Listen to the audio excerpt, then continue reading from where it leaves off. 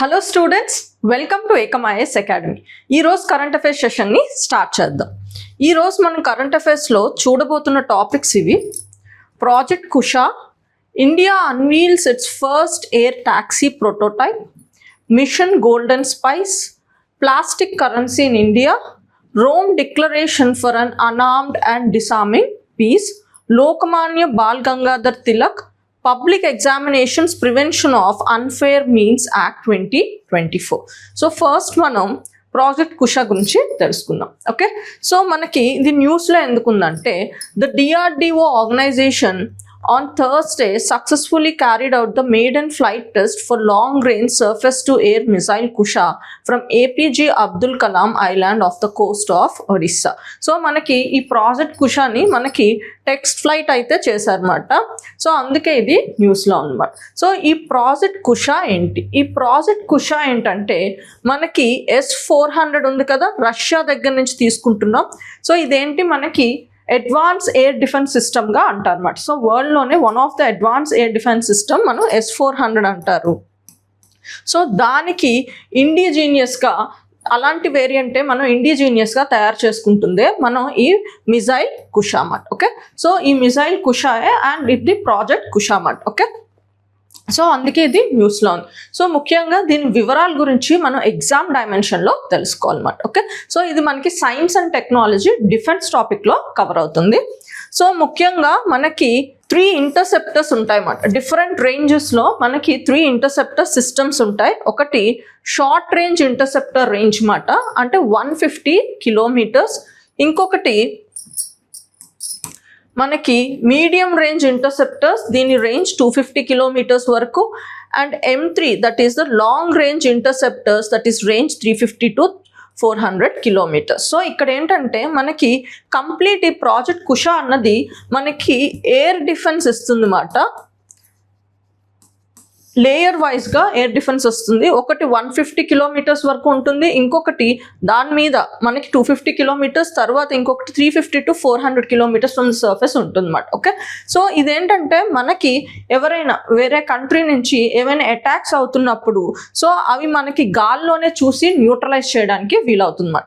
So first మనకి ఈ 350 to 400 kilometres of అట్మాస్ఫియర్లో ఆ మిజైల్ వస్తున్నప్పుడు, ఎనిమీ మిజైల్ మన మీదకి వస్తున్నప్పుడు ఇక్కడున్న ఇంటర్సెప్టర్ సిస్టమ్స్ ఏంటంటే సో అవి ఐడెంటిఫై చేసి గాల్లోనే మన దగ్గర నుంచి కూడా ఒక మిజైల్ లాంచ్ చేసి దాన్ని న్యూట్రలైజ్ చేయడానికి చూస్తుంది.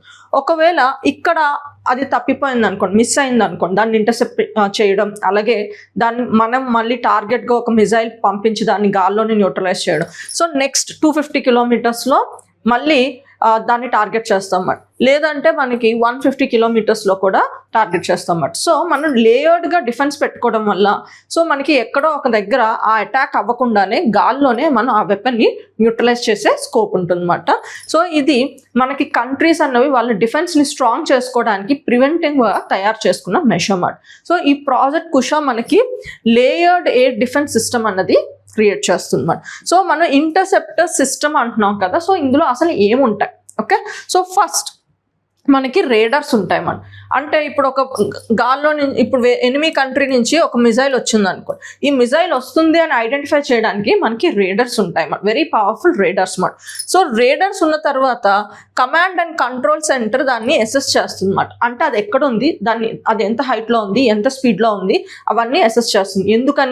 ఎందుకంటే మనం అది గాల్లో ఉంటుండగానే మనం కూడా దానికి మిజైల్ ఇంకొక దానికి ఆ వస్తున్న దానికి గురిపెట్టి పంపించాలి కదా. సో అంటే మనకి టార్గెట్ ఎక్కడుందో తెలియాలన్నమాట.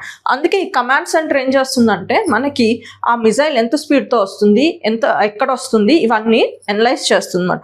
సో వెంటనే ఆ అసెస్మెంట్ అయిపోయిన తర్వాత మనకి మొబైల్ లాంచర్ ద్వారా ఒక ఇంటర్సెప్టర్ మిజైల్ని లాంచ్ చేస్తాం అన్నమాట. అంటే మనం ఒక టార్గెట్ ఇక్కడ వస్తుంది అని చెప్పి మనం గురిపెట్టిన తర్వాత ఆ పర్టికులర్ టార్గెట్కి మనం ఒక మిజైల్ని మొబైల్ లాంచర్స్ ద్వారా లాంచ్ చేస్తాం అన్నమాట. ఓకే, సో ఈ ఇంటర్సెప్టర్ సిస్టమ్స్లో మొత్తం ఇలా ఉంటుంది అన్నమాట. ఒకటేంటి ఉంటుంది, రేడార్ ఉంటుంది. రేడార్ ఏం చేస్తుంది, వస్తున్న మిజైల్ని ఐడెంటిఫై చేస్తుంది. అండ్ కంట్రోల్ కమాండ్ సిస్టమ్ ఏం చేస్తుందంటే దాన్ని వస్తున్న స్పీడ్ అండ్ అలాగే డైరెక్షన్ అన్నీ కలిపి అసెస్ చేసి దాని టార్గెట్ని మనం పంపించబోతున్న మిజైల్కి టార్గెట్ని ఫిక్స్ చేస్తుంది అన్నమాట. అండ్ మొబైల్ లాంచర్ ద్వారా మనం ఇంటర్సెప్టర్ మిజైల్ని లాంచ్ చేయడం జరుగుతుంది వస్తున్న ఎనిమీ మిజైల్ని అటాక్ చేయడానికి. సో ఇలా అది ఎనిమీ మిజైల్ మనకి భూమి మీదకి ల్యాండ్ అయ్యే ముందే మనం గాల్లోనే దాన్ని న్యూట్రలైజ్ చేయడం జరుగుతుంది అన్నమాట. ఓకే, సో ఇదే ప్రాజెక్ట్ కుష్ అన్నమాట. అండ్ ఇలా మనకి ఏ కైండ్ ఆఫ్ థ్రెట్స్ని ఇది హ్యాండిల్ చేస్తుంది. సో మనకి ఎలా హ్యాండిల్ చేస్తుందో చెప్తున్నాను. అలాగే ఇప్పుడు ఎనిమీ మిజైల్ అన్నాను కదా, ఈ ఎనిమీ మిజైల్ అంటే ఎనిమీ ఎలాంటి కైండ్ ఆఫ్ వెపన్స్ ఇస్తే మనం ఈ ప్రాజెక్ట్ కుషా ద్వారా వాటిని న్యూట్రలైజ్ చేయొచ్చు. ఒకటి ఫైటర్ ఎయిర్ క్రాఫ్ట్స్. ఓకే, మనకి ఫైటర్ ఎయిర్ క్రాఫ్ట్స్ వచ్చినా వాటిని కూడా మిజైల్స్ ద్వారా డిస్ట్రాయ్ చేయొచ్చు. అలాగే స్టెల్త్ ప్లాట్ఫామ్స్, అంటే మనకి స్టెల్త్ ప్లాట్ఫామ్ అంటే రేడార్ కూడా కనిపెట్టకుండా ఉండే టెక్నాలజీని స్టెల్త్ అంటాం అన్నమాట. సో అలాంటి వాటిని కూడా మనకి కనిపెట్టేటట్టు హై అండ్ టెక్నాలజీని ఇందులో యూజ్ చేస్తున్నారు అన్నమాట. అండ్ అలాగే డ్రోన్స్, అండ్ అలాగే క్రూజ్ మిజైల్స్, అండ్ అలాగే ప్రెసిషన్ గైడెడ్ మిజైల్ అన్నమాట. Okay, and ballistic missile threats, వీటిని కూడా ఇవి న్యూట్రలైజ్ చేయడానికి ప్రాజెక్ట్ కుషాని మనకి అడ్వాన్స్ ఇన్ఫ్రాస్ట్రక్చర్తో అడ్వాన్స్ టెక్నాలజీతో తయారు చేయడం జరిగింది. సో మనం ఒకసారి డీటెయిల్స్ చూద్దాం. It will strengthen India's indigenous air defence capability, reduce dependence on foreign platforms such as S-400 and support strategic autonomy defence technology. So మనం ఆత్మనిర్భర్ భారత్ అంటున్నాం కదా, సో అది ఇందులో డిఫెన్స్లో కూడా మనం ఇంప్లిమెంట్ చేస్తున్నాం అన్నమాట. This system is expected to have 3 interceptor variants, M1 with around 150 kilometer range, M2 with around 250 kilometer range, and M3 with 350 to 400 kilometer range, enabling multi-tier interception.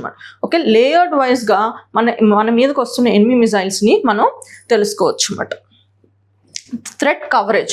Project Kusha is designed to counter fighter aircrafts, stealth platforms, drones, cruise missiles, precision guided mutations, and certain ballistic missile threats. Okay. Operational role. The system is expected to integrated with Indian Air Force Integrated Air Command and Control System, allowing real-time coordination and military and civilian radar networks మాట. So ఈ particular project Kusha మనకి already defence సిస్టమ్స్తో ఉన్నాయన్నమాట. So వాటికి ఇది ఇంకా add on అవుతుంది అన్నమాట. Project Kusha is expected to complement other air defence assets such as quick reaction surface to air missiles and very short range air defense system, ballistic missiles defense system మాట. Okay, so మనకి ballistic missile defense system ఉంది, అందులో మనకి 2 layers ఉంటాయన్నమాట. ఆ layers పేరేంటో మనకి ఇప్పుడు ప్రాజెక్ట్ కుషా అన్నాం కదా, వాటికి పేర్లు ఉంటాయి. అవేంటో నాకు కామెంట్ సెక్షన్లో చెప్పనమాట. Okay, and the future directed energy weapon. So ఇది కంప్లీట్గా ఏంటంటే మనకి ప్రాజెక్ట్ కుషా ఏంటంటే ఆల్రెడీ ఉన్న డిఫెన్స్ సిస్టమ్స్కి ఇది ఒక యాడ్ ఆన్గా ఉంటుంది. India unveils its first air taxi prototype. So ఇది మనకి న్యూస్లో ఉంది. ఎందుకు న్యూస్లో ఉందో చూద్దాం. The E-plane company and IIT Madras incubated startup has unveiled India's first full-scale electric vehicle takeoff and landing prototype of E-200X aircraft model. మనకి IIT మెడ్రాస్లో ఇంక్యుబేషన్ సెంటర్లో ఒక కంపెనీ స్టార్ట్ అయింది, E-plane కంపెనీ మాట. సో వాళ్ళు ఒక ప్రోటోటైప్ని, దట్ ఈస్ EVTOL, ఈ particular EVTOL అనే ఈ పర్టికులర్ ప్లాట్ఫామ్ని మనకి తయారు చేశారన్నమాట. ముఖ్యంగా ఇది ఏంటంటే మనకి హెలికాప్టర్ కైండ్ ఆఫ్ టెక్నాలజీ అన్నమాట. ఓకే, సో దీని కమర్షియల్ ఆపరేషన్స్ మనకి 2028 నుంచి స్టార్ట్ అవుతాయి. సో ఇది ఎయిర్ ట్యాక్సీ అన్నమాట మనకి. సో ఇది ఏంటో చూద్దాం. EVTOL అంటే ఏంటి? Electric vertical take off and landing air craft అన్నమాట. ఓకే, సో ఇదంటే ఏంటి? Electric vertical take off and landing air craft. So జనరల్గా హెలికాప్టర్ ఏంటంటే మనకి vertical landing and vertical take of ఉంటుంది, అంటే ఇలా దిగి ఇలా వెళ్తుంది అన్నమాట. అందుకే మనకి జనరల్గా హెలిప్యాడ్స్కి మనకి ఎయిర్ క్రాఫ్ట్స్కి ఉన్నంత రన్వే అవసరం లేదు. ఎందుకంటే ఎయిర్ క్రాఫ్ట్స్కి రన్వే ఏంటంటే అవి స్లైడ్ అయ్యి జస్ట్ మనకి ల్యాండ్ అవుతాయి అన్నమాట. ఇవి అలా కాదు. సో వర్టికల్గా ల్యాండ్ అవుతుంది అండ్ వర్టికల్గా టేక్ ఆఫ్ అవుతుంది అన్నమాట. సో అలాంటి దాన్నే హెలికాప్టర్కి ఒక వేరియంట్ లాగే ఇంకొకటి మనకి రెడీ అవుతుంది, దట్ ఈస్ EVTOL మాట. That is electric vertical take off and landing aircraft. Is a battery powered aircraft that can take off and land vertically like a helicopter and then transition to forward flight like a conventional aeroplane. Okay, so manaki landing and అలాగే take off అన్నది helicopter లాగా vertical landing and vertical take of ఉంటుంది. And ఒక్కసారి ఇది అయిపోయిన తర్వాత conventional aeroplane ఎలా వెళ్తుందో అలాగే దాని పాత్ ఉంటుంది అన్నమాట. సో అలాంటి వాటిని మనం ఈవీ టోల్ అంటున్నాం. అవి ఏంటంటే ఎలక్ట్రిక్ పవర్తో రన్ అవుతుంది అన్నమాట. Okay, so like conventional aircraft, eVTOLs do not require long runways. They typically use multiple electrically powered propellers instead of a single large rotor, enabling them to operate from small spaces such as rooftops and parking areas. Okay, so వీటికి మనకి helicopters కి difference ఏంటో చూద్దాం. Powered by aviation fuel మాట. So దీనికి మనం aviation fuel వేస్తాం so that అప్పుడే అది మూవ్ అవుతుంది అన్నమాట. ఇక్కడ ఏంటంటే ఎలక్ట్రిక్ బ్యాటరీస్తో ఇది రన్ అవుతుంది అన్నమాట. అండ్ అలాగే మనకి హెలికాప్టర్ పైన వింగ్స్ ఉంటాయి కదా, ఇలా వింగ్స్ ఉంటాయి కదా. సో ఇక్కడ మనకి 1 or 2 లార్జ్ రోటర్స్ అంటారు అన్నమాట. ఓకే, హెలికాప్టర్ పైన మనకి వింగ్స్ ఉంటాయి కదా, ఆ పర్టికులర్ వింగ్స్ లాగా. సో ఇక్కడ మనకి వింగ్స్ ఉన్నట్టు ఉంటాయి 1 or 2. సో ఇవి దీన్ని రోటర్స్ అంటారు అన్నమాట. Uses multiple electric Motors and propellers. ఇక్కడ రోటర్స్ అని ఏమి ఉండవు కానీ ఎలక్ట్రిక్ ప్రొపెల్లర్స్ ఉంటాయి అన్నమాట. అండ్ అలాగే relies on central rotor system. So ఈ రోటర్ సిస్టమ్ మీద దీని మూమెంట్ అనేది, హెలికాప్టర్ మూమెంట్ అనేది ఆధారపడి ఉంటుంది. కానీ ఇక్కడ ఏంటంటే డిస్ట్రిబ్యూటెడ్ ఎలక్ట్రిక్ ప్రొపల్షన్ సిస్టమ్ ఉంటారు. మల్టిపుల్ ఎలక్ట్రిక్ మోటార్స్ ఉంటాయి కదా, అవన్నీ కలిపి మనకి డిస్ట్రిబ్యూటెడ్ ఎలక్ట్రిక్ ప్రొపల్షన్ ఉంటుంది అన్నమాట. అంటే మనకి ఎలక్ట్రిక్ ఎనర్జీ ద్వారా మనకి ఆ పర్టికులర్ మూమెంట్కి, vertical movement whatever take off అయినా ల్యాండింగ్ అయినా అలాగే మూమెంట్కి మనకి ఎలక్ట్రిక్ పవర్ని యూస్ చేస్తాం. అండ్ ఎలక్ట్రిక్ పవర్డ్ మోటార్స్ని యూస్ చేయడం జరుగుతుంది అన్నమాట. వేరే several propellers work together to generate lift and thrust అన్నమాట. ఓకే, సో మనం ఇక్కడ కన్వెన్షనల్ హెలికాప్టర్స్లో ఈ రోటర్ సిస్టమ్ మనకి హెల్ప్ అవుతుంది అన్నమాట. ముఖ్యంగా vertical take off and vertical take డౌన్కి అలాగే ల్యాండింగ్కి. కానీ ఇక్కడ ఏంటంటే మనకి ఎలక్ట్రిక్ ప్రొపల్షన్ సిస్టమ్స్ యూస్ చేస్తారు. ఇవేంటంటే స్మాల్ ఎలక్ట్రిక్ బ్యాటరీస్ కానీ యాజ్ అ యూనిట్గా వర్క్ చేస్తాయి అన్నమాట. సో ఇవే ఏంటంటే మనకి టేక్ ఆఫ్కి అండ్ అలాగే వర్టికల్ ల్యాండింగ్కి హెల్ప్ అవుతుంది అన్నమాట. ఇదే మనకి హెలికాప్టర్కి అండ్ eVTOLకి ఉన్న డిఫరెన్స్ అన్నమాట. Okay, so why is distributed electric propulsion system important? So ఎందుకు ఈ distribute electric propulsion system better మాట మనకి హెలికాప్టర్ టెక్నాలజీ కన్నా. ఓకే, సో మనకి many eVTOLs uses distributed electric propulsions in which multiple electric propulsors says the task of producing lift and thrust. Thrust అంటే మనకి energy ఇస్తుంది అన్నమాట, ఫోర్స్ మూవ్ అవ్వడానికి, ముందుకు మూవ్ అవ్వడానికి ఇస్తున్న ఫోర్స్ అన్నమాట. ఓకే, సో ఇక్కడ ఏంటంటే మనకి డిస్ట్రిబ్యూటెడ్ ఎలక్ట్రిక్ ప్రొపల్షన్ అంటే చెప్పాను కదా, మల్టిపుల్ ఎలక్ట్రిక్ మోటార్స్ అన్ని కలిపి ఒక దగ్గర వర్క్ చేస్తే ముఖ్యంగా మనకి లిఫ్ట్ ఇవ్వడానికి అండ్ అలాగే ఫోర్స్ ఇవ్వడానికి, సో దట్ హెలికాప్టర్ విల్ ముఖ్యంగా ఈ పర్టికులర్ వెహికల్ అన్నది మూవ్ అవ్వడానికి. ఓకే, సో అడ్వాంటేజెస్ ఏంటంటే గ్రేటర్ సేఫ్టీ అన్నమాట. అంటే మనకి ఇప్పుడు ఫర్ ఎగ్జాంపుల్ ఈ హెలికాప్టర్ ఈ రోటర్ మీద వర్క్ అవుతుందని చెప్పాను. సో ఒకవేళ ఈ రోటర్ పని చేయకపోతే సడన్గా ఏంటంటే ఇట్ మే ఫాల్ డౌన్ మాట. సో కానీ ఇక్కడ ఏంటంటే ఇది చాలా మల్టిపుల్ ఎలక్ట్రిక్ మోటార్స్తో వర్క్ అవుతుంది కదా, 1 or 2 మోటార్స్ పాడైపోయినా ఇది వెంటనే దీనికి నష్టం రాదన్నమాట. సో స్లోగా వెంటనే సేఫ్ ప్లేస్కి డిసెండ్ అవ్వడానికి మిగతా మోటార్స్ హెల్ప్ అవుతాయి అన్నమాట. ఓకే, సో అందుకే మనకి హెలికాప్టర్తో కంపేర్ చేస్తే ఇది గ్రేటర్ సేఫ్టీ అన్నమాట. ఇంకొకటి ఇంప్రూవ్డ్ ఎఫిషియన్సీ ఎందుకంటే మనకి అది ఏవియేషన్ ఫ్యూయల్లో రన్ అవుతుంది. ఇక్కడ ఏంటంటే మనకి మల్టిపుల్ మోటార్స్ ఉంటాయి కాబట్టి సో పవర్ అన్నది మనకి డిస్ట్రిబ్యూట్ అవుతుంది అన్నమాట. దానివల్ల ఏంటంటే మనకి బెటర్గా ఉంటుంది. ఓకే, అండ్ అలాగే లోవర్ నాయిసెస్ అన్నమాట. ఓకే, మనకి ఈ రోటర్కి మనకి ఎక్కువ నాయిస్ వస్తుంది కానీ ఈ ఎలక్ట్రిక్ మోటార్స్కి స్మాల్ మోటార్స్ అన్ని కలిపి వర్క్ చేస్తాయి కాబట్టి అంత నాయిస్ ఉండదు అన్నమాట. And better manoeuvrability. సో మనకి ఇండిపెండెంట్ కంట్రోల్ ఉండడం వల్ల, అంటే ప్రతి మోటార్ మీద మనకి ఇండిపెండెంట్ కంట్రోల్ ఉంటాయి కానీ అవన్నీ కలిపి ఒక పర్టికులర్ సిస్టమ్గా వర్క్ చేస్తే అదే డిస్ట్రిబ్యూటెడ్ ఎలక్ట్రిక్ ప్రొపల్షన్. కానీ మనకి ఇండిపెండెంట్ కంట్రోల్ సిస్టమ్ ఉండడం వల్ల మనకి బెటర్ మాన్యూరబిలిటీ ఉంటుంది అన్నమాట. అంటే enables more stable and precise flight. Next mission golden spice. So ఇది కూడా మనకి న్యూస్లో ఉంది, ఎందుకో చూద్దాం.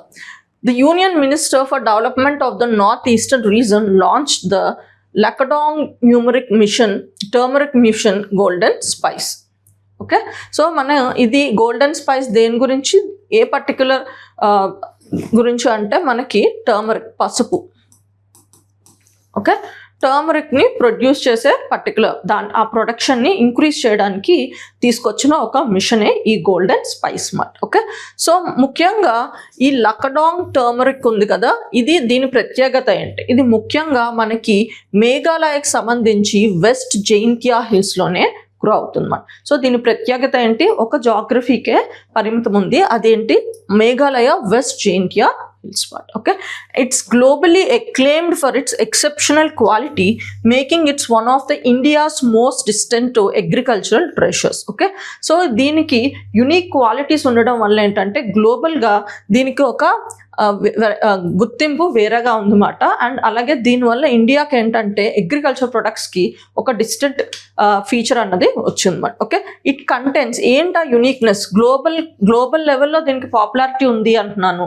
So A kind of uniqueness వల్ల ఆ పాపులారిటీ వచ్చింది అంటే మనకి it contents 7 to 10% curcumin. Curcumin అంటే మనకి పసుపులో ఆ కలర్ ఉంటుంది కదా, ఆ పసుపు కలర్. అండ్ అలాగే మనకి పసుపు ఏంటి? న్యాచురల్ హర్బ్ అంటారు. సో అంటే దానిలో మనకి మెడిసినల్ గుణాలు కూడా ఉంటాయి అంటారు కదా.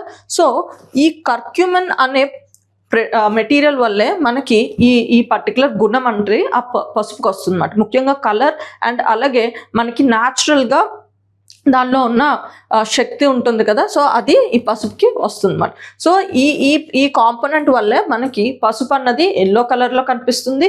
అలాగే మనకి పసుపులో ఉన్న మెడిసినల్ వాల్యూస్ కూడా మనకి ఎన్హాన్స్ అవుతాయి అన్నమాట. సో జనరల్గా మిగతా గ్లోబల్ లెవెల్లో ఉన్న పసుపుతో కంపేర్ చేస్తే ఇది 7 to 10% ఉంటుందన్నమాట. సో మామూలుగా ఉన్న పసుపుకి ఎంత ఉంటుందంటే, so it is more than 4 times అన్నమాట. నార్మల్ పసుపుకి something like it is 2% to 3% ఉందనుకోండి. సో ఇక్కడ మనకి 7 to 10% వరకు ఉంటుంది అన్నమాట. సో అందుకే ఇది యూనిక్ అన్నమాట. Okay, so nearly 4 times the global average, making it one of the world's finest turmeric varieties with significant nutraceutical and export potential mat. అందుకే ఇది మనకి వరల్డ్ లో ఫేమస్ మాట. సో మిషన్ గోల్డెన్ స్పైస్ ఎలా మనకి ఈ టర్మరిక్ ప్రొడక్షన్ ని support చేయాలో చూపుతుంది మాట. ఓకే, సో ఆ ప్రాపర్టీస్ ఏంటో, ఫీచర్స్ ఏంటో మనం చూద్దాం. It is a project under the ministries unlock the economic potential of India's north east initiative and worth over 175 crore rupees మాట. ఓకే, సో ఇదేంటంటే మనకి unlock the economic potential of India's north east initiative అని చెప్పి ఒక project ఉంది. అందులో ఇది sub project మాట. It is design as a 5-year road map to be implemented in 2 phases. So ఇది ఒక మనకి 5-year రోడ్ మ్యాప్లో 2 phases లో ఇంప్లిమెంట్ చేయాలనుకుంటున్నారు, స్టార్టింగ్ ఫర్ 2025 till 2030 మాట. సో phase 1లో ఏం చేయాలనుకుంటున్నారంటే వాల్యూ చైన్ స్ట్రెంథనింగ్ చేయాలనుకుంటున్నారు. And followed by phase 2 which is expansion and scale up మాట. ఓకే, సో ఫస్ట్ ఉన్నది ఏంటంటే వాల్యూ చైన్ స్ట్రెంథనింగ్, అంటే మనకి ప్రొడక్షన్, ప్రాసెసింగ్ ఇవన్నీ ఆల్రెడీ ఉన్నవి ఇంకా స్ట్రెంథన్ చేసుకోవాలనుకుంటున్నారు అన్నమాట, ఇన్ఫ్రాస్ట్రక్చర్ ద్వారా అండ్ మిగతా ప్రాసెసింగ్ ద్వారా అలా అన్నమాట. తర్వాత ఏం చేయాలి అనుకుంటున్నారంటే ఇది ఒకసారి వాళ్ళకి స్ట్రెంగ్త్ వచ్చిన తర్వాత ఈ పర్టికులర్ సిస్టమ్ని ఎక్స్పాండ్ చేయాలనుకుంటున్నారు అన్నమాట. సో దట్ మనకి ఏంటంటే మార్కెట్ ఎక్కువ పెరుగుతుంది అన్నమాట. For the promotion of Meghalaya's unique selling USP the GI tag Lakadong turmeric మాట. It is built on years of institutional ground work laid by state government officials and farmers మాట. So మీరు exam రెస్పెక్ట్లో గుర్తుంచుకోవాల్సింది ఏంటంటే మిషన్ గోల్డెన్ స్పైస్ దేని గురించి అంటే మనకి టర్మరిక్ గురించి. అది కూడా ఒక యూనిక్ టర్మరిక్ ఎక్కడ గ్రో అవుతుంది, అది మేఘాలయస్ వెస్ట్ జైంతియా హిల్స్లో గ్రో అవుతుంది. అండ్ దాని పేరు లకడాంగ్ టర్మరిక్ మాట.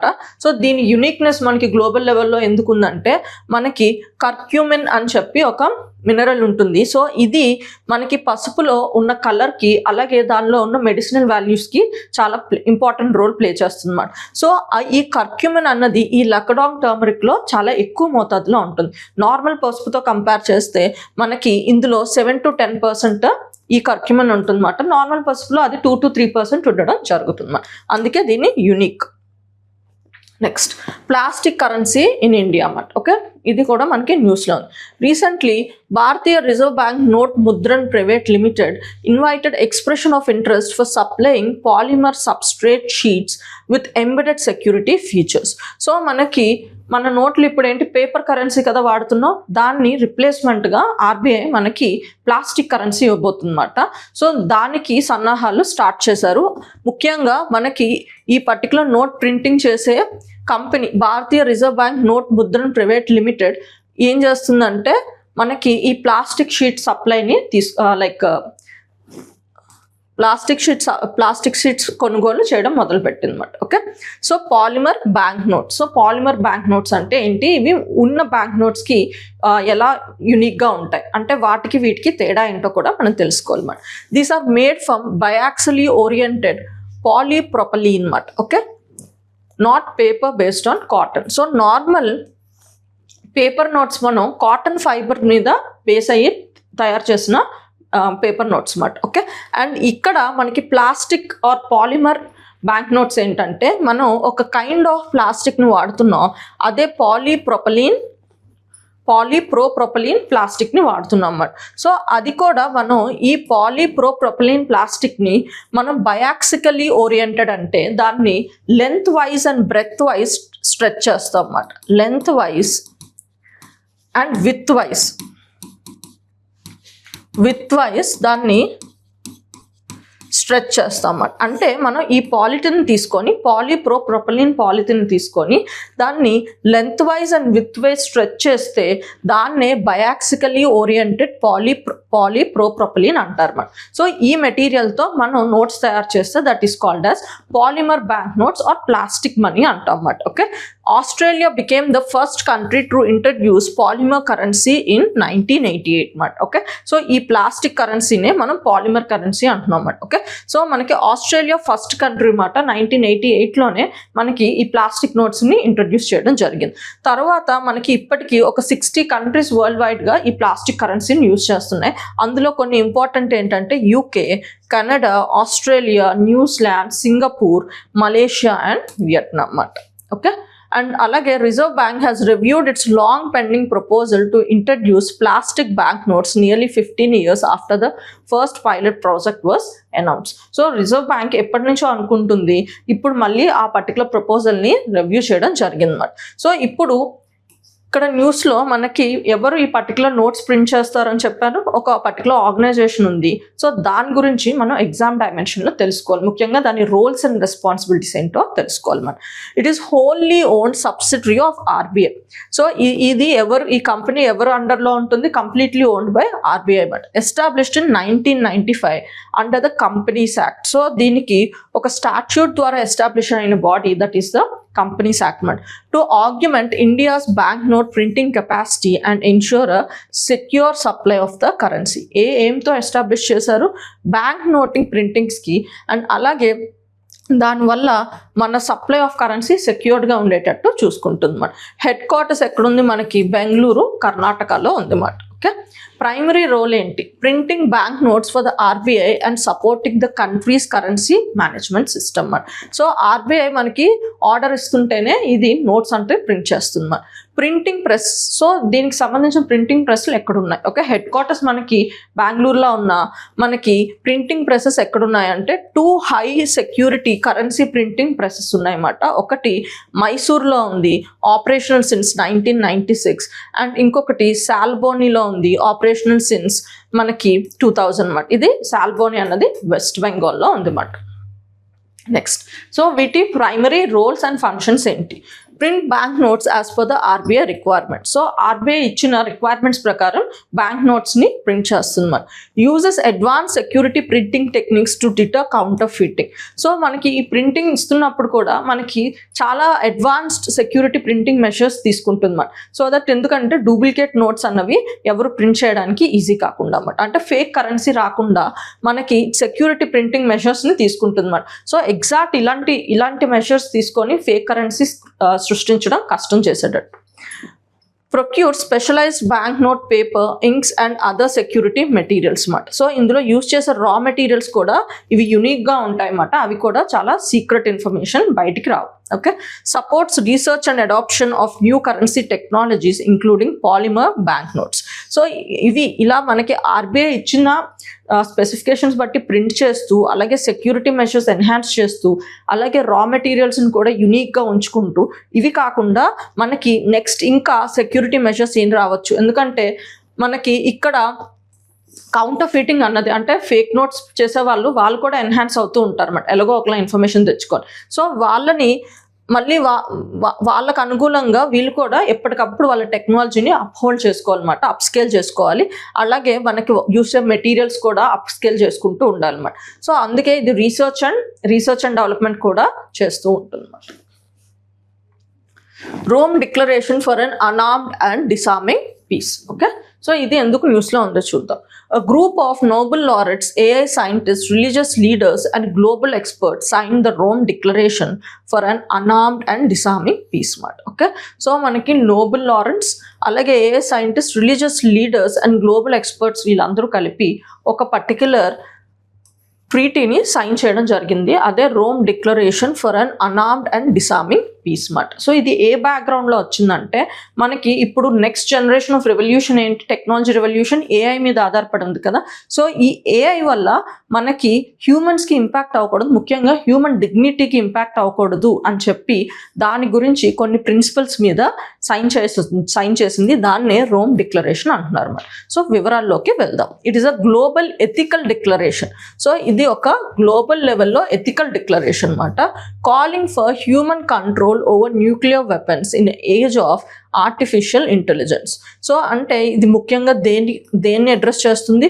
Human control on nuclear weapons in age of artificial intelligence. అంటే దీని మీనింగ్ ఏంటంటే, కంప్లీట్గా న్యూక్లియర్ వెపన్స్ డెవలప్ చేస్తున్నా దాన్ని యూజ్ చేసే కంట్రోల్ మాత్రం మనుషుల దగ్గరే ఉండాలి, కానీ ఆర్టిఫిషియల్ ఇంటెలిజెన్స్కి ఇవ్వకూడదు అని చెప్తుందన్నమాట. Okay, it warns against delegating life and death decisions, especially nuclear launch decisions to autonomous AI system. ఇప్పుడు ఇక్కడ ఏమంటుందంటే, ఏఐ సిస్టమ్ని హ్యూమన్ డిగ్నిటీని కాంప్రమైజ్ చేయకుండా వాడాలి, అలాగే హ్యూమన్ సేఫ్టీని అది ప్రయారిటీ పెట్టుకొని వాడాలి అని చెప్పి. అంటే ఇప్పుడు న్యూక్లియర్ వెపన్ లాంచ్ చేయాలో వద్దా అన్నది అలాంటి డెసిషన్ ఏఐకి వదిలేకూడదు, అక్కడ హ్యూమన్ ఇన్వాల్వ్మెంట్ ఉండాలి అని చెప్తుందన్నమాట. ఉదాహరణకి ఇప్పుడు మనం ఏఐ ఉపయోగించుకుంటూ కంఫర్టబుల్గా మనం డ్రైవర్లెస్ కార్స్ తీసుకుంటున్నాం, కానీ అది డెవలప్ చేస్తున్నప్పుడు మీకు హైయెస్ట్ ప్రయారిటీ వాళ్ళ సేఫ్టీ మీద పెట్టి మనం డెవలప్ చేయాలన్నమాట. అంటే అలాగే ఇంకొక ఎగ్జాంపుల్ సంథింగ్ లైక్, ఇప్పుడు ఒక ఏఐ సిస్టమ్ని యూజ్ చేసి ఒక జాబ్కి అప్లికేషన్స్ని స్క్రూటినైజ్ చేస్తున్నారు అనుకోండి. So AI system A kind of, అంటే చాలామంది రిజెక్ట్ చేసింది, కానీ ఏ కైండ్ ఆఫ్ ఎక్స్ప్లెనేషన్ ఇవ్వకుండా రిజెక్ట్ చేసినా, లేకపోతే ఆ పర్సన్కి ఎందుకు రిజెక్ట్ చేసావు అనే పర్టికులర్ ఎపీల్ లేకుండా చేసినట్టు ఉండకూడదు అన్నమాట. అంటే సో అక్కడ ఏంటంటే, ఒకవేళ రిజెక్ట్ చేసినా అంటే ఫైనల్గా it can helps us to మనకి షార్ట్ లిస్ట్ చేయడానికి హెల్ప్ అవ్వచ్చు, కానీ ఫైనల్గా డెసిషన్ తీసుకోవాల్సింది, అంటే సెలెక్ట్ చేసుకోవాల్సింది మనిషి ఇన్వాల్వ్ అయ్యే సెలెక్ట్ చేసుకోవాలన్నమాట. అంటే ఏఐ మనకి పని సులువు చేయడానికి హెల్ప్ అవ్వాలి, కానీ మన పనికి రిప్లేస్మెంట్గా ఉండకూడదు. ముఖ్యంగా మన హ్యూమన్ సేఫ్టీ ఉన్నప్పుడు, అలాగే హ్యూమన్ డిగ్నిటీ వచ్చినప్పుడు, అలాగే ఇలాంటి డైమెన్షన్స్ వస్తున్నప్పుడు మాత్రం ఏఐ మనిషికి రిప్లేస్మెంట్ అవ్వకూడదు అని చెప్పి ఈ పర్టికులర్ డిక్లరేషన్ని సైన్ చేయడం జరిగిందన్నమాట. The declaration was inspired by Pope Leo XIV's encyclical Magnifica Humanitas. Okay, so మనకి పోప్ లియో 14 ఒక particular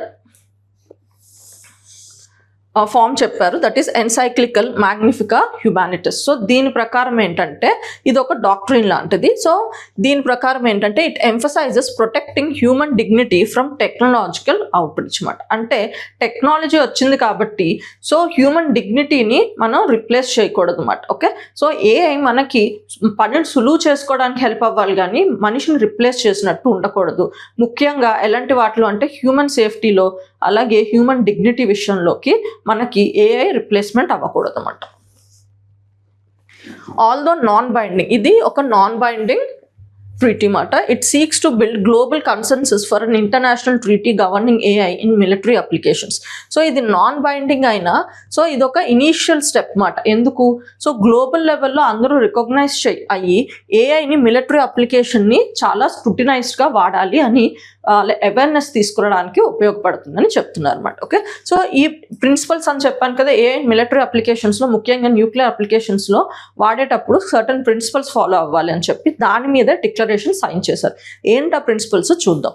డిసార్మింగ్ the next arms race మాట. ఓకే, సో ఇంకొక ఆర్మ్ రేస్ వచ్చేటట్టు మన డెవలప్మెంట్ ఉండకూడదు, రెస్పాన్సిబుల్ డెవలప్మెంట్ ఉండాలి, and responsible use of AI ఉండాలి, responsible governance ఉండాలి, and responsible leadership and nuclear disarmament. So final ఏం మనకి న్యూక్లియర్ వెపన్స్ కాదు, న్యూక్లియర్ వెపన్స్ లేకుండా మనం రన్ అయ్యేటట్టు ఉండాలి. So these are the principles of the declaration. But ఇవి నాన్ బైండింగ్, కానీ ఎందుకు సైన్ చేశారు అంటే ఇది ఒక అవేర్నెస్ని స్ప్రెడ్ చేయడానికి, గ్లోబల్ కన్సెన్సస్ని నెక్స్ట్ లెవెల్లో తీసుకురావడానికి అన్నమాట. ముఖ్యంగా ఏంటి, AI use in military applications. Okay, Lokmanya Bal Gangadhar Tilak అన్నమాట. ఓకే, ఇది కూడా మనకి న్యూస్లో ఉంది, ఎందుకో చూద్దాం. Prime minister Narendra Modi paid tributes to Lokmanya Bal Gangadhar Tilak on his birth anniversary. Okay, so అతని తిలక్ బర్త్ యానివర్సరీకి మనకి ప్రైమ్ మినిస్టర్ నరేంద్ర మోడీ గారు he has paid the tributes మాట, అందుకే న్యూస్లో ఉంది. ఓకే, సో తిలక్ గారి గురించి మనం ఎగ్జామ్ డైమెన్షన్లో తెలుసుకుందాం. ఎందుకంటే మనకి మోడర్న్ ఇండియాలో పర్సనాలిటీస్, ఇంపార్టెంట్ పర్సనాలిటీస్ అన్న మనకు ఒక టాపిక్ ఉంటుంది. సో అందుకే మనకి తెలుసుకోవాలన్నమాట. Born on 23rd July 1856 in Ratnagiri in Maharashtra. Bal Gangadhar Tilak was a freedom fighter, social thinker, philosopher, teacher and one of the earliest and strongest advocates of Swaraj. Swaraj ante self-rule mat. Okay, he organized two important public festivals. Okay, so itanu manaki Indian culture meeda self respect and alage mana confidence penchadaniki mukyanga freedom movement time lone he has started celebrating religious festivals as a public festivals మాట. So దానివల్ల ఏంటంటే brotherhood అన్నది increase అవుతుందని. So ఇప్పుడు మనం గణేష్ చతుర్థి అన్నది public ఫెస్టివల్గా celebrate చేసుకుంటాం కదా, అందరం కలిసి మనకి జనరల్గా దగ్గరున్న వీధిలో విగ్రహాన్ని పెట్టి అందరూ కలిసి పూజించుకుంటారు కదా ఆ ఏరియా ఉన్న వాళ్ళు. సో దాన్ని పబ్లిక్ ఫెస్టివల్ మాట. ఓకే, సో ఈ గణేష్ ఉత్సవ్ ఎప్పటి నుంచి అలా స్టార్ట్ అయిందంటే పబ్లిక్ ఫెస్టివల్గా మనకి తిలకే స్టార్ట్ చేశారన్నమాట, ముఖ్యంగా 1893లో. అండ్ అలాగే శివ్ జయంతి కూడా 1895 నుంచి స్టార్ట్ చేశారు to promote national consciousness and political mobilisation అనమాట. ఓకే, దీన్ని ఒక టూల్గా యూజ్ చేశారనమాట పొలిటికల్ మొబిలైజేషన్ అవ్వడానికి. Okay, political career in 1890 Tilak join the Indian National Congress. Okay, Tilak opposed the moderate views of Gopal Krishna Gokhale and was supported by fellow Indian nationalists, that is Bipin Chandrapal in Bengal and Lala Lajpat Rai in Punjab, and they are referred as Lal Bal Path. So Tilak lead చేసిన national movement phase ఏంటంటే మనం extremist phase అంటాం, దానికి ముందున్నది moderate phase అంటాం, moderate phase. So జనరల్గా ఇది మనకి 1885 to 1905 అంటే బెంగాల్ పార్టిషన్ టైం పీరియడ్ వరకు ఈ ఫేజ్లో ఎవరు మనకి నేషనల్ లీడర్స్ డామినేట్ చేస్తారంటే మోడరేట్స్ మాట. మోడరేట్స్ అంటే వీళ్ళు యూజ్ చేసిన పద్ధతి బ్రిటిష్ దగ్గర నుంచి బ్రిటిష్ మీద యూజ్ చేసిన పద్ధతి వల్ల వీళ్ళని మోడరేట్స్ అంటారు. ముఖ్యంగా వీళ్ళు యూజ్ చేసిన పద్ధతిని 3 P's అంటారు అన్నమాట. ఒకటి that is prayer, peaceful protest, resolutions. Okay, so prayers, peaceful protest and resolution constitutional వేస్గా అంటే మాసెస్ని వీళ్ళని ఇన్వాల్వ్ చేయడానికి ఇష్టపడే వాళ్ళు కాదు, ఎందుకంటే మాసెస్ ఇంకా రెడీగా లేరు ఒక ఫుల్ ఫ్లెడ్జ్డ్ మూమెంట్లోకి వెళ్ళడానికి అని వీళ్ళు భావించేవాళ్ళు అన్నమాట. అందుకే బ్రిటిషర్స్ దగ్గరకు వెళ్ళి ప్రేయర్స్ చేసేవాళ్ళు, పిటిషన్స్ పెట్టేవాళ్ళు, అలాగే పీస్ఫుల్ ప్రొటెస్ట్లు చేసేవాళ్ళు అన్నమాట. ఇది వీళ్ళు యూజ్ చేసిన మెథడాలజీ కాబట్టి వీళ్ళని మోడరేట్స్ అంటారు అన్నమాట. ఓకే, సో వీళ్ళేంటి prayers, petitions and peaceful protest చేసేవాళ్ళు, దాన్నే మనం మోడరేట్ మెథడ్స్ అంటారు, అందుకే వీటిని మోడరేట్స్ అంటారు అన్నమాట. సో నెక్స్ట్ మనకి వచ్చే వాళ్ళే ఎక్స్ట్రీమిస్ట్ మాట. సో ఈ ఎక్స్ట్రీమిస్ట్లు అంటే వీళ్ళు యూజ్ చేసిన మెథడాలజీ ఏంటంటే సో మనకి డైరెక్ట్గా బ్రిటిష్ని కాన్ఫరెంట్ చేయడానికి చూసారన్నమాట. అంటే డైరెక్ట్ యాక్షన్ని యూజ్ చేయడానికి ట్రై చేశారు, ముఖ్యంగా మాస్ పార్టిసిపేషన్ని ఎంకరేజ్ చేశారన్నమాట. అంటే other sections of people of ఇండియాని ఎంకరేజ్ చేయడం, ఈ మూమెంట్లో నేషనల్ మూమెంట్లో ఇన్వాల్వ్ చేయడం జరిగిందన్నమాట. అండ్ ముఖ్యంగా వీళ్ళు ఫాలో అయిన పద్ధతిని ప్యాసివ్ రెసిస్టెన్స్ అంటారు అన్నమాట. ఏమంటారు? Passive resistance. ప్యాసివ్ రెసిస్టెన్స్ అంటే మనకి బ్రిటిషర్స్కి కోఆపరేట్ చేయకుండా ఉంటే that is called as passive resistant. ఉదాహరణకి మనకి యాంటీ పార్టీషన్ మూమెంట్లో స్వదేశీ అని చెప్పి స్టార్ట్ చేసాం అన్నమాట. స్వదేశీ అంటే ఏంటంటే మన ఇండియన్ గూడ్స్, ఇండియన్ స్కూల్స్ వీటినే అటెండ్ అవ్వడం అన్నమాట. అంటే దీనికి ఈ స్వదేశీని మనం ఎంకరేజ్ చేస్తూ విదేశీని బాయ్కాట్ చేయడం అంటే మనకి విదేశీ క్లోత్స్, అలాగే మనకి విదేశీ స్కూల్స్ అంటే బ్రిటిష్ స్కూల్స్ వీటిని బాయ్కాట్ చేయడం అన్నమాట. సో వీళ్ళు యూజ్ చేసిన మెథడ్ ఏంటి, పాసివ్ రెసిస్టెన్స్. అలాగే మాసెస్ని ఇన్వాల్వ్ చేయడం జరిగిందన్నమాట. ఓకే, సో ఇలా మనకి ఎక్స్ట్రీమిస్ట్ ఫేజ్లో 3 ఇంపార్టెంట్ లీడర్స్ ఉన్నారు. అందులో తిలక్ కూడా ఇంపార్టెంట్ అన్నమాట. మిగతా ఇంపార్టెంట్ వాళ్ళు ఎవరంటే బిపిన్ చంద్రపాల్ అండ్ లాలా లజపత్ రాయ్ పంజాబ్కి సంబంధించి, అండ్ బిపిన్ చంద్రపాల్ బెంగాల్కి సంబంధించిన అతను అనమాట. అండ్ తిలక్ మనకి మహారాష్ట్ర అన్నమాట. సో వీళ్ళు ముగ్గురునే మనం లాల్ బాల్ పాల్ అంటారు అనమాట. So these are the extremists who believed in the ideology of passive resistance to counter British rule in India. Okay, the trio also mobilized Indians against the Bengal partition and proposed the Swadeshi movement and boycott of foreign goods. So passive రెసిస్టెన్స్లో ఏంటి, boycott అంటే passive resistant అంటే బ్రిటిషర్స్కి కోఆపరేటివ్గా ఉండకుండా. So బ్రిటిషర్స్ని hurt చేయాలంటే మనకి British గూడ్స్ని వాడకపోతే ఆటోమేటిక్గా వాళ్ళ బిజినెస్ ఇంపాక్ట్ అవుతుంది కదా. And at the same time మన ప్రొడక్ట్స్ని మనం ఎంకరేజ్ చేసుకోవడం అన్నమాట. ఓకే, ఖాదీ ఇలాంటివన్నీ. Okay, in 1908 Tilak was arrested on charges of sedition and sentence for 6 years imprisonment in మాండ్లే.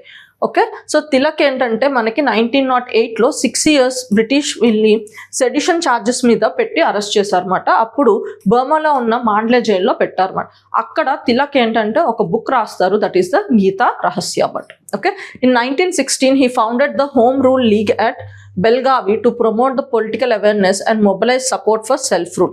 So Tilak believed in self-rule మాట. ఈ టైం పీరియడ్లో జైలు నుంచి బయటకు వచ్చిన తర్వాత హోమ్ రూల్ లీగ్ మూమెంట్ని స్టార్ట్ చేసి ముఖ్యంగా దీని డిమాండ్ ఏంటంటే ఇండియాకి సెల్ఫ్ రూల్ ఇవ్వమని చెప్పి అది ఇనిషియేట్ చేస్తారు. In the same year he concluded the Lucknow pact with Muhammad Ali Jinnah, which sought to promote Hindu-Muslim unity in the nationalist movement. Okay, Lucknow Pact between Muhammad Ali Jinnah and Tilak, ముఖ్యంగా Indian National Congress. So ఇతను pivot role play చేశారన్నమాట ఈ లక్నో ప్యాక్ట్కి. And దాని తర్వాత which sought to Hindu Muslim unity అన్నది మనం విడివిడిగా కాదు కలిసి బ్రిటిషర్ని పోరాడాలి అని చెప్పి దాని గురించి లక్నో ప్యాక్ట్ అన్నది సైన్ చేయడం జరిగిందన్నమాట. Okay, next he was configured with the title of Lokmanya. Lokmanya meaning ఏంటంటే యాక్సెప్టెడ్ బై ద పీపుల్ అన్నమాట. Okay, as the leader. And Mahatma Gandhi ఇతను ఏమని అనేవారంటే the maker of the modern India అన్నమాట. ఓకే, అండ్ అలాగే ఇతను లిటరరీ వర్క్స్ ఏంటి, okay, he launch the 2 weeklies that is Kesari. 2 weeklies రాశారు, దట్ ఈస్ కేసరి, అది మరాఠాలో రాశారు అన్నమాట. అండ్ మరాఠా అది ఇంగ్లీష్లో అన్నమాట. ఇన్ఫ్యాక్ట్ సెడిషన్ ఛార్జెస్ మీద బుక్ చేశారు అన్నాను కదా 1908లో. సో అది మనకి కేసరిలో రాసిన ఆర్టికల్ మీదగానే బుక్ చేయడం జరిగింది అన్నమాట. Okay, which criticise British policies of the time. His notable works include the Orion or the research into the antiquity of the Vedas అన్నమాట. అండ్ అలాగే Arctic home in the Vedas 1903. And అలాగే మనకి Mandalay jail he wrote the Srimad Bhagavad Gita Rahasya, the secret of Bhagavad Gita, an original exposition of the most sacred book of the Hindus. Okay, next, Public Examination Prevention of the Unfair Means Act 2024.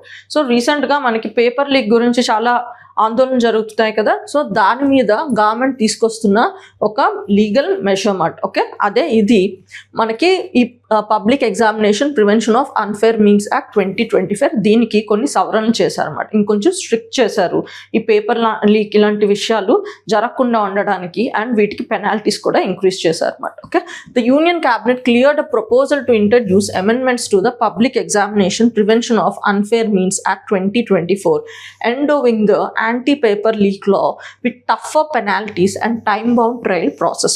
Okay, so ముఖ్యంగా accountability పెంచడానికి, ఎందుకంటే చాలామంది youth జీవితం దీని మీద ఆధారపడి ఉంటుంది కదా. సో ఈ ప్రాసెస్ క్లియర్గా ఉండాలి కాబట్టి సో ఏం చేస్తున్నారంటే పెనాల్టీస్, ఇలా ఎవరైనా కరప్షన్ వల్ల పేపర్ లీక్స్ చేస్తుంటే వాళ్ళకి టఫర్ పెనాల్టీస్ అండ్ అలాగే అలాంటి కేసెస్కి హైయెస్ట్ ప్రయారిటీ ఇవ్వాలి అని చెప్పి దానికి ఫాస్ట్ ట్రాక్ కోర్ట్స్ కూడా పెట్టడం జరిగింది. ఆ చేంజెస్ ఏంటో మనం చూద్దాం. The proposed amendments to the anti-cheating law include steeper jail sentences, higher financial penalties, and setting up the fast-track courts for the speedy trials. Okay. Amendments in the penalties. Imprisonment for those involved in the organized examination fraud has been hiked from the previous 3 to 5 years bracket to the 5 to 10 years imprisonment. So ఇప్పుడు exam అంటే paper leaks అంటారు, అంటే ఎవరో ఒక లోపల నుంచి leak చేస్తూనే అవుతుంది కదా. సో వాళ్ళకి ఒక డిటరెంట్గా ముందు ఏంటంటే 3 to 5 years ఉండదన్నమాట, ఎవరైనా అలా లీక్ చేస్తూ దొరికిపోవడం అలా. ఇప్పుడు దాన్ని 5 to 10 years చేశారన్నమాట. Maximum fines those involved in the organised rackets have been hike to 10 crore. So మనకి మాక్సిమం ఫైన్ 10 crore వరకు పెంచారన్నమాట. ఫాస్ట్ ట్రాక్ కోర్ట్స్ కూడా ఎస్టాబ్లిష్ చేశారు. ముఖ్యంగా ఆ particular cases, paper leak cases ఏమైనా బయటకు వస్తే వాటిని 3 monthsలో వాటిని క్లోజ్ చేసేటట్టు ఫాస్ట్ ట్రాక్ కోర్ట్స్ కూడా ఎస్టాబ్లిష్ చేశారన్నమాట. Okay, then institutional rebuild. ఇంకోటి ఏంటంటే the education ministry has issued advertisements for the appointments of senior professionals at the level of general manager in the agency to oversee key functions such as its network of centers, operations, information security and vigilance. So మనకి man పవర్ని పెంచడానికి ముఖ్యంగా మనకి paper ఫార్మేషన్లో different measures తీసుకుంటారు కదా, and different institutions involve అవుతూ ఉంటాయి. Like మనకి డిఫరెంట్ సెంటర్స్ ఉంటాయి, అలాగే ఇన్ఫర్మేషన్ సెక్యూరిటీ ఉంటుంది, అలాగే మనకి విజిలెన్స్. సో ఇవి క్రాస్ చెక్ చేయడానికి, ఇవన్నీ ఈ సిస్టమ్ని ఇంకా పకడ్బందీ చేయడానికి మనకి ఎడ్యుకేషన్ మినిస్ట్రీ కొంతమంది సీనియర్ ప్రొఫెషనల్స్ని అపాయింట్ చేయడం జరుగుతుంది అన్నమాట. Okay, so it would engage 6 young professionals in various units of the NTA through the Pratibha Setu portal of UPSC. So ఇక్కడ ఈ 16 ప్రొఫెషనల్స్ని తీసుకోవాలనుకుంటున్నారు జనరల్ మేనేజర్ లెవెల్లో, సో దట్ ఏంటంటే స్క్రూటినిటీ అన్నది ఇంప్రూవ్ అవ్వడానికి. సో ఈ 16 ప్రొఫెషనల్స్ని మనకి ప్రతిభా సేతు పోర్టల్ నుంచి తీసుకోవాలనుకుంటున్నారు. ఇది ఎవరు మెయింటైన్ చేస్తారంటే యూపీఎస్సీ మాట.